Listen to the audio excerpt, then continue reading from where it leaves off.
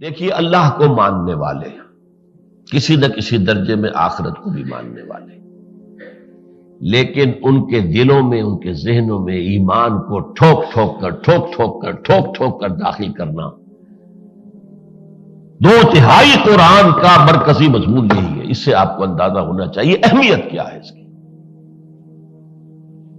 ہم اس مغالطے میں رہتے ہیں کہ ہمارے پاس ایمان ہے، ایمان نہیں ہے، ہمارے پاس عقیدہ ہے۔ عقیدہ موروثی طور پر مل گیا ہے والدین سے، بس عقیدے کی پوٹلی بندھی ہوئی ہمارے دماغ کے کسی حصے میں رکھی ہوئی ہے۔ ایمان کہتے ہیں یقین، علم الیقین، عین الیقین، حق الیقین، یقین، وہ کنوکشن جس کے لیے انگریزی کا لفظ ہے۔ اپنے غریبانوں نے جہاں کیے، کنوکشن ہے کہ اللہ مجھے دیکھ رہا ہے، میں اللہ کی پریزنس میں ہوں، ہے یقین۔ مرنے کے بعد جی اٹھنے کا یقین ہے، جنت اور دوزخ کا یقین ہے، یہ یقین ہے کہ اصل زندگی آخرت کی ہے، کہاں ہے؟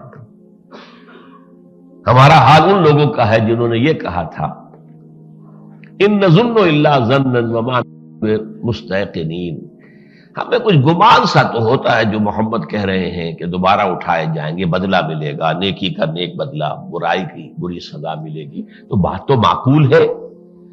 اس دنیا میں تو واقعی ہم دیکھتے ہیں کہ نیکوکار جو ہیں وہ فاقے کر رہے ہوتے ہیں اور بدماش اور گنڈے عیش کر رہے ہوتے ہیں، اور یہاں کوئی بدلہ ہے ہی نہیں۔ دینا بھی چاہے تو کیا دیں گے؟ ایک بوڑھے آدمی نے ایک نوجوان کو قتل کر دیا، آج کل کیا مشکل ہے، ایک انگلی کی حرکت ہی ہوتی ہے نا، ٹریگر دبانا ہے، قتل کر دیا۔ اب یہ بوڑھا آدمی پکڑا جائے، اس پر مقدمہ ثابت ہو، وکیلوں کی جرح سے بھی نکل جائے، جج بھی نہ خریدا جا سکے، اگر اس کو آپ پھانسی بھی چڑھا دیں تو کیا یہ اس کے جرم کے برابر ہے؟ یہ کھا پی چکا، اس کے بچے جوان ہو چکے، یہ مرنے والا خود تھا، قبر پر پاؤں لٹکائے بیٹھا تھا، آج نہیں تو کل جانا ہی تھا، اور وہ جوان مرا ہے، اس کی جوان بیوی جو ہے وہ بیوہ ہوئی ہے، اس کے چھوٹے چھوٹے بچے یتیم ہوئے ہیں۔ کیا اس کے جرم کے مساوی سزا دی جا سکتی ہے؟ کیا ہٹلر کے جرائم کی سزا دی جا سکتی ہے؟ کیا بش کے جرائم کی سزا دی جا سکے گی؟ تو ایک عالم ہونا چاہیے بھئی، یہ بات تو سمجھ میں آتی ہے، لیکن وما نحن بمستيقنين، یقین نہیں ہوتا، دل ٹھکتا نہیں، اور یقین تو بات نہیں بنتی۔